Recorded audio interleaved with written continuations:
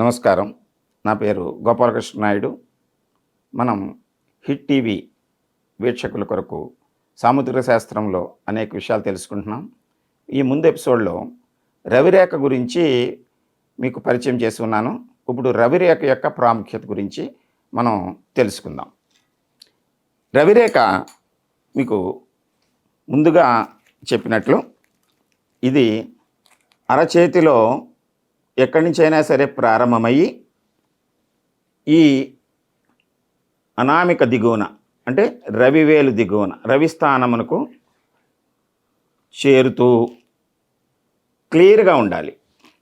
ఒక స్పష్టమైనటువంటి గీతలాగా ఉండాలి. సాధారణంగా రవి కీర్తిని, ప్రతిష్టను, ముఖ్యంగా సామాజిక సంబంధాల వలన ఏర్పడినటువంటి కీర్తి, ప్రతిష్ట, దాన్నే మనం ఇప్పుడు రాజకీయము అంటే నాయకులు, రాజకీయ నాయకులుగా సమాజంలో వివిధ స్థాయిల్లో, వివిధ స్థాయిలు అంటే మనం ఒక సంఘంలో ఉన్నప్పుడు, ఒక గ్రామంలో ఉన్నప్పుడు ఆ గ్రామ స్థాయిలో ఉండేటువంటి చిన్న వార్డు మెంబర్ దగ్గర నుండి పంచాయతీ, సచివాలయము, ఆ గ్రామ సర్పంచ్,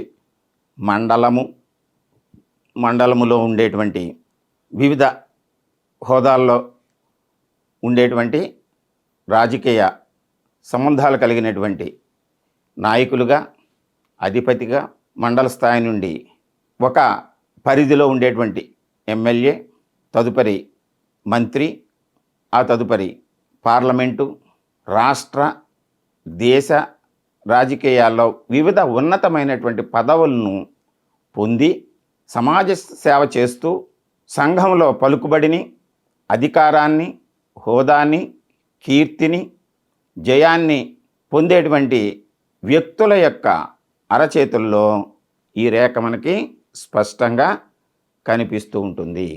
అయితే ఈ రేఖతోటి పాటు అరచేయి యొక్క స్వభావము, చర్మం యొక్క రంగు, మిగిలిన రేఖలను కూడా మనం పరిగణలోకి తీసుకోవాలి.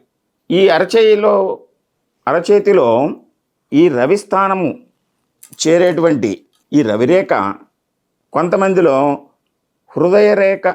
హృదయరేఖ దాటిన తరువాత కనపడుతూ ఉంటుంది.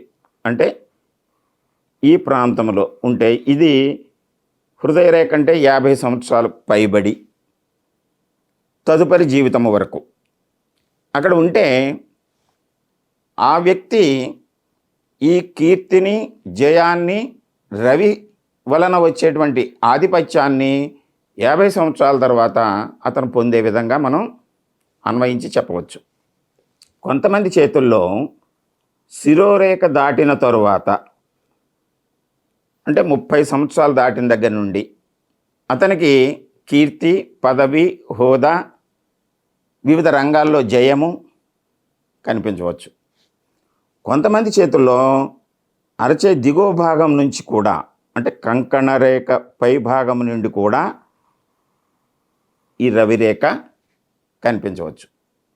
అంటే అటువంటి వ్యక్తులు స్వతసిద్ధంగానే ఉన్నతమైన, అధికారయుతమైన, ఆధిపత్యము కలిగినటువంటి కుటుంబాల్లో జన్మించి బాల్యము నుండి కూడా ఆ వరవడిని కొనసాగిస్తూ సమాజం ఎడల, వివిధ కళల ఎడల పేరు ప్రఖ్యాతులు పొందేటువంటి వివిధ రంగాల్లో సేవా కార్యక్రమాల్లో పాల్గొంటూ జీవితాన్ని కొనసాగిస్తూ ఉంటారు.